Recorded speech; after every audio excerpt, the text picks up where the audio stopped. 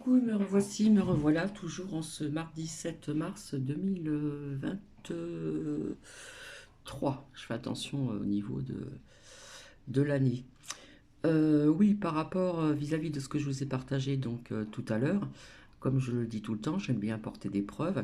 Les personnes qui peuvent voir un petit peu en arrière, tout ceci je l'avais vu donc, dans les oracles, etc., d'après mes ressentis, etc., etc. Voilà. Ça c'est dit. Donc, euh, et là, je vous avais dit que je vous ferai partagerai autre chose. Mais avant ceci, je vais vous dire assez rapidement, ça fait très longtemps que je voyais les blocages, manifestations, du monde dans les rues, en grandissant, grandissant et grandissant. Je vous avais dit que c'était terminé, apparemment ils veulent continuer. Donc vous voyez, je ne raconte pas n'importe quoi, je ne ressens pas n'importe quoi et je ne dis pas n'importe quoi. Tout simplement. Donc ça va être, je vous parlais de grève depuis longtemps, hein, il nous parle sur du long terme, voilà. Euh, Nous avons les transports, énergie, école en colère, etc., etc. Ce que j'ai oublié de vous dire, c'est que je vois toujours, vous savez, ces personnes en cagoule, vous voyez ce que je veux dire, qui vont se greffer dessus. Et, euh, et au niveau du temps, je vois encore que ça va continuer, hein. Je pense que les gens vont être comme ceci, comme je vous l'ai montré depuis très longtemps. D'accord? Je vous avais parlé de blocage. Allez voir en arrière, s'il vous plaît. Voilà, après, il y a des personnes qui n'ont pas envie de chercher les vidéos en arrière. Mais pendant 2 ans, j'ai sorti énormément de choses. J'ai vu énormément de choses, des sujets, etc. Et là, via ce que je vous ai dit en ce qui concerne la Syrie et la Turquie, d'accord? Euh, comment dire Je vous avais dit il y a très longtemps qu'on faisait aussi la pluie et le beau temps, hein. Je vous ai partagé pas mal de choses à écouter et à visionner. Là, ça va être juste une écoute. Donc, quelque part, c'est comment dire, comment analyser donc la situation, malheureusement, ce qui s'est passé en Turquie et en Syrie. Point d'interrogation, les armes sismiques existent-elles? Voilà, et j'ai trouvé ça très intéressant. J'ai découvert ça il n'y a pas longtemps. Et comme j'aime bien apporter des preuves, comme je le dis souvent, eh bien, voici. Comme je vous dis, du mouvement, mais pas qu'en mars, hein. Je vois aussi encore une colère euh, via le mois de avril aussi. Voilà. Je ne pense pas me tromper, ça c'est mon ressenti personnel, d'accord? Donc je vais vous faire écouter ceci. Euh, Il y a des personnes qui mettent très peu de commentaires parce que c'est des sujets quand même assez délicats, pardon. Donc on n'ose pas trop mettre des commentaires, c'est bien dommage. Comme je vous dis, via les commentaires, on peut faire des fautes, mettre des traits, des arrobas, des ceci, des cela, hein, pour parler un petit peu notifié autrement que des mots entiers. Donc je vous souhaite donc une bonne écoute et quand il y a des personnes qu'on appelait des complots arrobas, trois petits pointistes, eh bien non, ce sont des personnes qui savaient des choses, etc.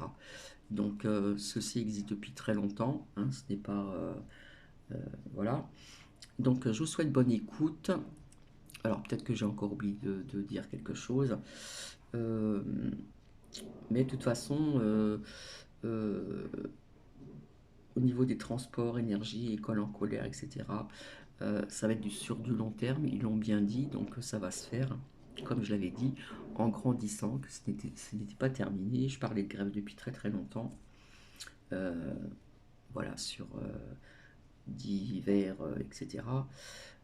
Bon, je ne vais pas en dire plus, parce qu'après j'ai une personne qui doit venir, j'ai fait mes appels téléphoniques de démarche, et je peux vous dire qu'il y en a qui sont pas sympas au téléphone.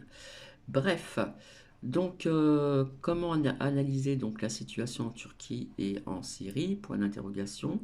Et on va écouter sur les armes sismiques, n'est-ce pas?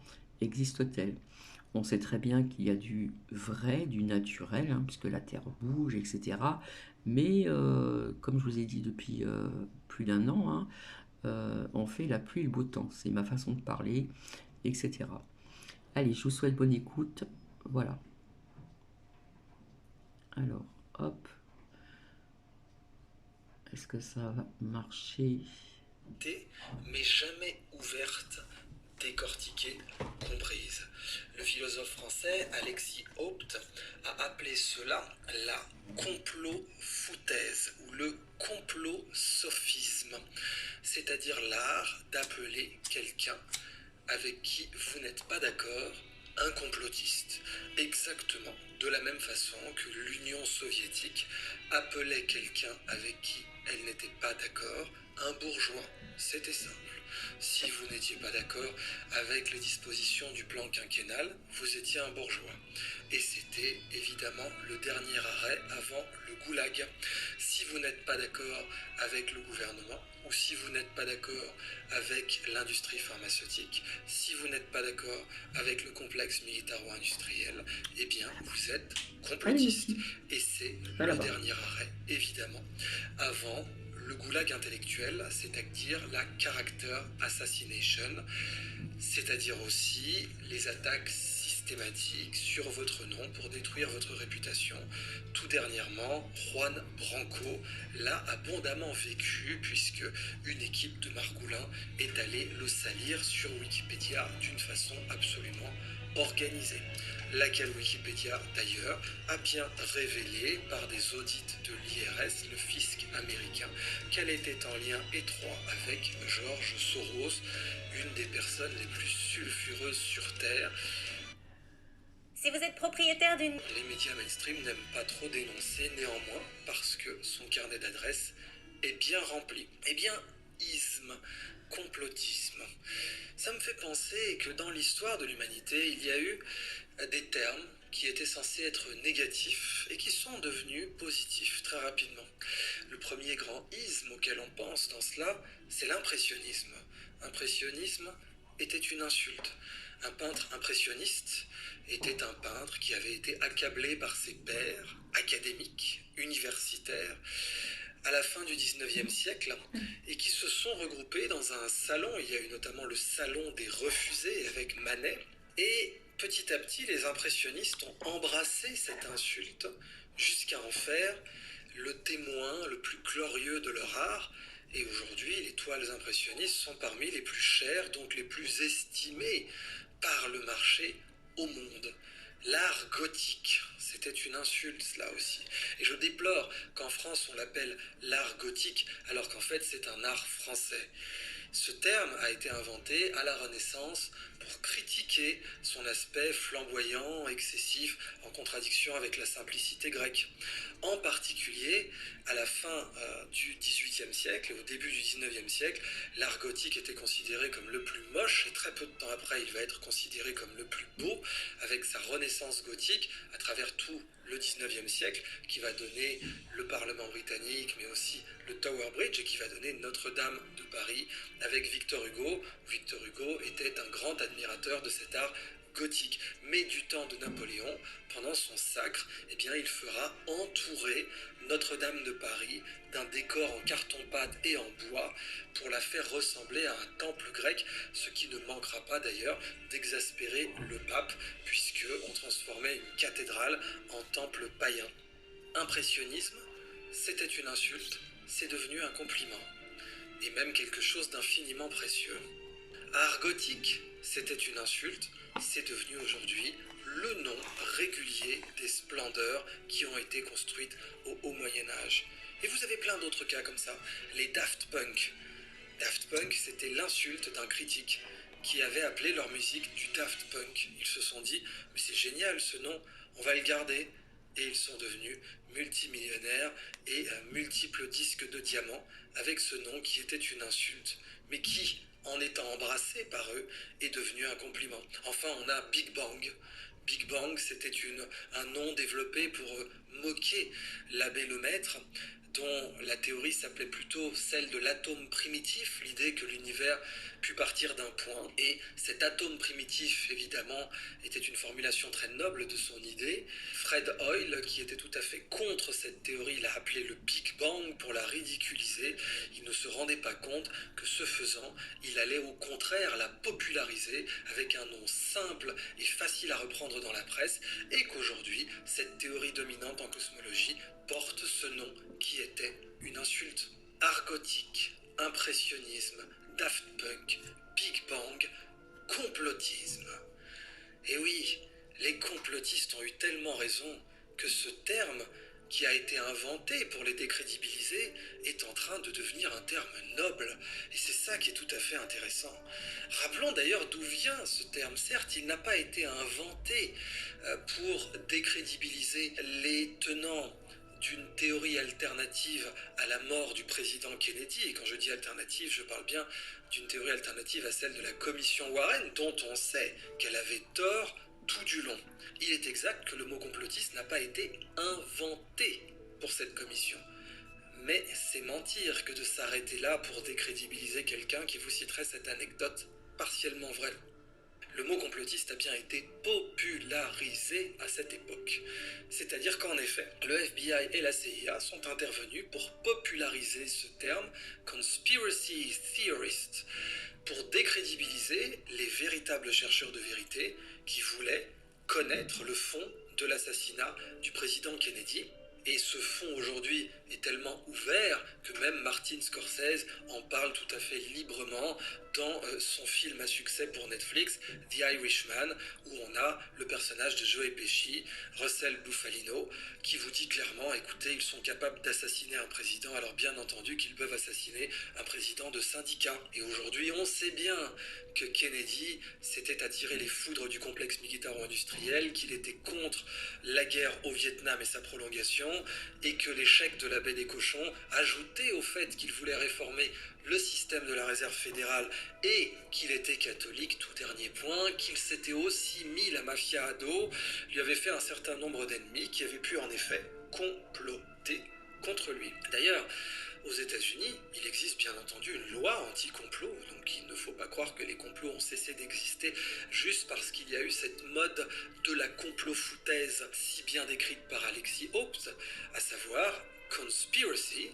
Eh bien, c'est un crime aux États-Unis de pratiquer la conspiracy et vous allez faire des décennies de prison si vous êtes reconnu coupable de ce crime.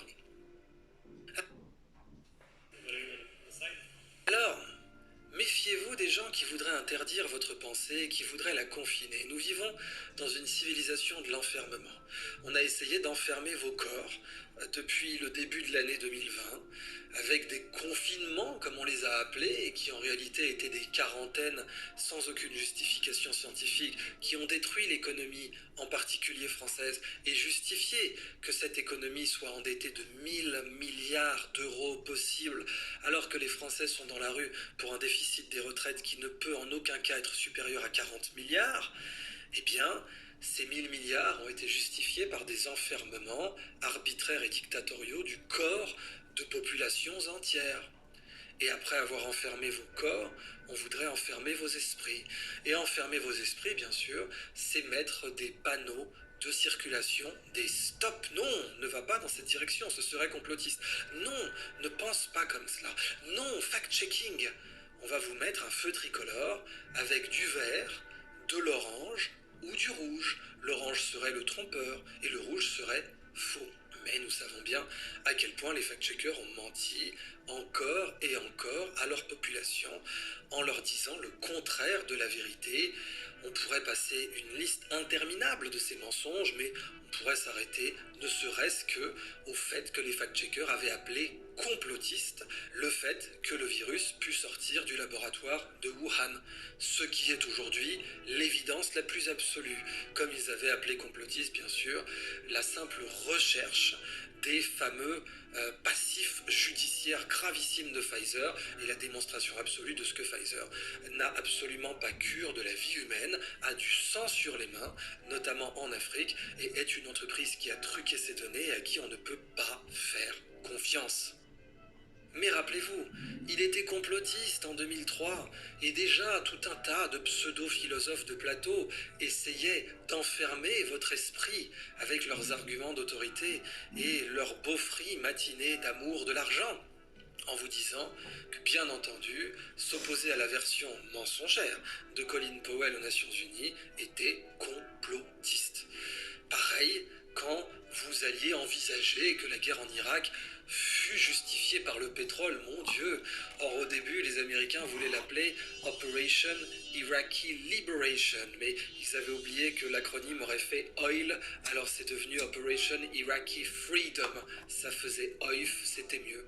Et bien aujourd'hui, même les politiciens américains les plus conservateurs s'accordent à vous dire que oui, la guerre en Irak était évidemment justifiée par le pétrole, notamment par le fait que Saddam Hussein commençait à faire des contrats en euros.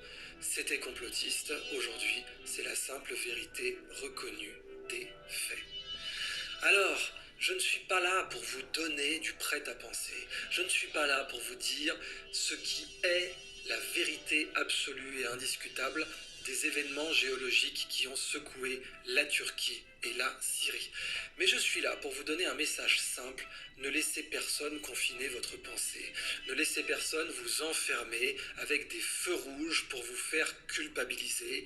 Cela n'y cédez jamais. Alors oui, vous avez deux façons d'enfermer la pensée. Vous avez le bâton, bien sûr, de dire stop, c'est complotiste, de dire que Colin Powell avait tort aux Nations Unies. Eh bien non, Colin Powell avait bien tort, c'était la vérité. Mais l'autre façon, c'est de ridiculiser. Par exemple, de vous mettre dans le camp des platistes, des gens qui pensent que la Terre est plate et donc évidemment qu'il n'y a pas de décalage horaire et tout un tas d'autres folies. Ça aussi, c'est un moyen de vous décrédibiliser. Maintenez la médiété aristotélicienne, le juste milieu, car c'est là que se trouve la sagesse. Je ne vais donc pas vous dire une vérité révélée sur la Turquie, je vais vous demander de maintenir un juste milieu. Commençons par la grande question, puisque une sénatrice roumaine a clairement et officiellement accusé les États-Unis d'avoir utilisé une arme sismique contre la Turquie et la Syrie. Cette accusation a bien eu lieu, elle ne vient pas d'un obscur blogueur alcoolique sous pseudo, mais d'une élue du peuple d'un État européen membre de l'OTAN, tout de même. Alors, est-ce que c'est possible ? Eh bien, la réponse est clairement oui, c'est possible. Dans tous les aspects de la possibilité, c'est-à-dire d'une part sur l'intention. En matière de recherche et développement, la CIA est allée jusqu'à donner de l'argent pour développer une gay bomb. Oui, ce truc a existé et ça a été déclassifié.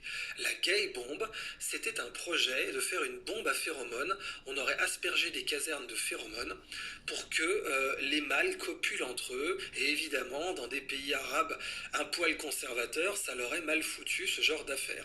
Il s'est avéré que c'était impossible parce que les phéromones humaines sont beaucoup trop compliquées pour qu'il y en ait une universelle qui rende attirant tout le monde. Mais ce projet a connu un budget de développement et a été validé par des commissions. Or, vous penserez comme moi, certainement, qu'une gay bombe n'est pas plus farfelue qu'une bombe sismique, dont les avantages géopolitiques seraient excellents, puisque un des principes des opérations spéciales ou secrètes est le déni plausible, la capacité à dire que vous n'y êtes pour rien. Or évidemment, une bombe sismique aurait l'avantage d'un déni plausible.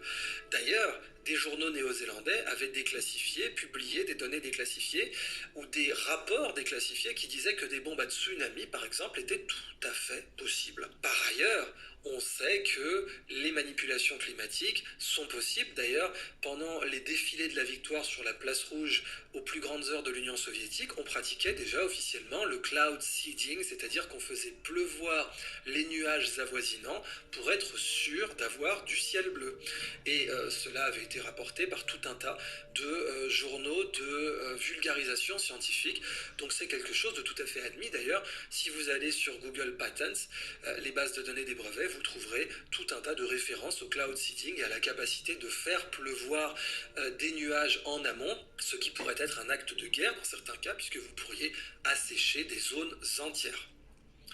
Donc s'il y a bien une chose que l'histoire nous a appris, c'est que des organisations comme la CIA n'en ont absolument rien à foutre de la vie humaine et que la possibilité de tuer des dizaines de milliers de personnes est tout à fait acceptable pour elles. Prenez par exemple l'opération MK Ultra, MK pour Mind Control avec un K, et l'opération Midnight Climax, durant laquelle la CIA a intoxiqué des gens au LSD sur le territoire américain, ce qui est complètement illégal, et a observé leur réaction dans le cadre d'une opération plus vaste qui cherchait tout simplement à contrôler l'esprit des gens, comme d'ailleurs certains gangs en Amérique du Sud arrivent à le faire aujourd'hui en employant notamment des dérivés de la datura pour droguer quelqu'un afin de l'amener devant son banquier et lui faire retirer son argent. Ces choses sont tout à fait possibles. Or, si on revient au complotisme, eh bien, dire que les Américains avaient fait sauter le Nord Stream a été clairement étiqueté comme complotiste par tous les médias beaufs de France. Mais les gens qui avaient gardé leur esprit libre et non enfermé savaient très bien que à qui profite le crime, bien entendu, à l'OTAN. Et je peux même pas en tenir rigueur aux Américains. Si j'avais été à leur place, j'aurais très certainement fait exactement la même chose. Mais simplement, le peuple qui, lui, a le droit d'être informé, eh bien, ne doit pas écouter les médias beaufs, même si ce sont des médias multimillionnaires qui lui disent qu'il est complotiste, de poser la question à qui profite le sabotage du Nord Stream. Or aujourd'hui, c'est Seymour Hersh, rien moins, le journaliste d'investigation qui a révélé le massacre de My Lai, une abomination absolue. Et bien ce journaliste, presque 60 ans plus tard, vient nous dire, bien entendu, ce sont les Américains qui ont fait sauter le Nord Stream. Et il n'y avait pas le moindre doute là-dessus, encore une fois, pour toute personne dotée d'un esprit d'investigation un peu affûté. En parallèle d'ailleurs, rappelons que Ursula von der Leyen a dit officiellement qu'elle considérait la réputation des États-Unis comme impeccable et qu'il n'y avait pas la moindre chance qu'ils eussent pu faire une chose pareille. Eh bien, Seymour Hersh, qui a vu le massacre de My Lai, me semble avoir quelques désagréments avec la très controversée et sulfureuse Ursula von der Leyen. Mais je ne veux pas verser dans l'anti-américanisme primaire, et je ferai volontiers une vidéo sur le rôle de pilier géopolitique que les États-Unis jouent à l'heure actuelle dans les relations internationales, même si malheureusement ils en abusent très volontiers. Quoi qu'il en soit, c'était complotiste de dire que les États-Unis avaient fait sauter le Nord Stream. Aujourd'hui, c'est simplement l'explication la plus plausible et la plus probable. Alors, Désolé, ça a sonné, hein. Nokia a aboyé, comme d'habitude. Euh, Finalement, tout ce que j'ai vu, etc., ça ressemble un petit peu à ce que vous entendez aussi ici. Je dis les choses comme je le dis tout le temps, à ma façon. concernant les tremblements de terre en Turquie, vous avez bien entendu tout un tas de raisons de penser que c'est un événement géologique naturel. Et ces raisons sont abondantes et j'aurais tout à fait tort et je serais malhonnête de vous les cacher. C'est une zone sismique, bien entendu, il y a un passé sismique très important dans la zone et le fait qu'il y ait des répliques n'est pas quelque chose d'anodin. Mais dans l'autre sens, il serait tout à fait faux et mensonger d'enlever, d'écarter, d'éliminer immédiatement et sans autre forme de procès, la possibilité que ce fût le fruit d'une bombe vibratoire ou d'une technique pour faire résonner les sols. D'ailleurs, Nikola Tesla s'y était profondément intéressé et il était parvenu dès les années 20 à faire trembler des bâtiments entiers avec de tout petits résonateurs, puisqu'après tout, si vous trouvez, si vous connaissez par des méthodes informatiques la fréquence propre d'un système, vous pouvez l'amener à résonner de plus en plus, à augmenter son amplitude d'oscillation jusqu'à provoquer le point de rupture. Or, si Tesla était bien capable, à lui seul et sans le soutien du gouvernement, de faire trembler un immeuble entier à New York au début du XXe siècle, vous devez bien imaginer qu'une certaine recherche, en particulier militaire, donc confidentielle, a été menée sur le sujet depuis. Ce qui est intéressant, c'est que même dans le monde civil, l'industrie du fracking, donc la capacité à récupérer les gaz de schiste et les pétroles bitumineux en craquant le sol avec de l'eau infusée de produits chimiques à forte pression, eh bien, cette industrie en fait a développé des techniques pour sonder les sols, évaluer et estimer leur fréquence propre, et notamment donc des méthodes pour l'analyse de la réflexion et réfraction des ondes sismiques. Et d'ailleurs, pour la petite histoire, ça a même donné le système d'autotune. Autotune, c'est une marque déposée comme Frigidaire ou Kleenex si vous voulez. Et l'autotune a été inventé par un ingénieur des pétroles qui travaillait pour ExxonMobil, donc anciennement ESSO, donc anciennement la Standard Oil des Rockefeller. Andy Hildebrand étudiait la réflexion et la réfraction des ondes sismiques pour l'exploration pétrolière pour l'industrie du fracking, et en analysant ces signaux, il a développé l'autotune. Donc, de la recherche par essai-erreur de la fréquence propre d'un système de génie civil par Tesla pour le faire trembler au début du XXe siècle jusqu'à aujourd'hui, en effet, la science, qu'elle soit civile ou militaire, a fait des progrès considérables. Non, non. La Turquie a toujours été un allié loyal et fidèle de l'OTAN, mais dans les 10 dernières années, en particulier avec le coup d'État contre Erdogan, dont on sait qu'il a été orchestré par la CIA, et dont on sait que c'est Poutine avec qui Erdogan n'était pas du tout en bons termes, pourtant il lui avait abattu un avion de chasse, dont on sait que c'est Poutine qui a sauvé Erdogan, eh bien, on peut effectivement se poser certaines questions. Mais rappelez-vous, le principe des opérations secrètes et spéciales, c'est toujours ce sacro-saint déni plausible. Et c'est à vous de tirer vos propres conclusions. Et j'espère bien que les personnes qui suivent ma chaîne vont être divisées, ne vont pas toutes penser de la même façon. Que certaines vont dans les commentaires me dire, bah, moi je pense que... Donc voici, c'était pas très long hein, avec mon blablabla. Donc je ne sais pas ce que vous en pensez, mais ça ressemble un petit peu à ce que je vous ai dit hein, en ce qui concerne pas mal de choses, les nouvelles technologies, etc. Et ce n'est pas terminé. Voilà. Je vous dis à très bientôt. Je vous souhaite encore une très belle journée. Alors, comme je dis toujours, ce qu'on écoute, ce que l'on voit quand je fais visionner, je dis toujours, on en prend et on en laisse si ça ne résonne pas chez vous, tout simplement. Mais c'est quand même intéressant à écouter. Voilà, plein de bisous à vous et à très bientôt. Alors ça, je l'ai découvert donc hier soir. Je fais des recherches aussi. Et, euh, et quand je sens que ça résonne, je vous le fais partager, comme je vous le dis très souvent. Voilà, bisous bisous à vous.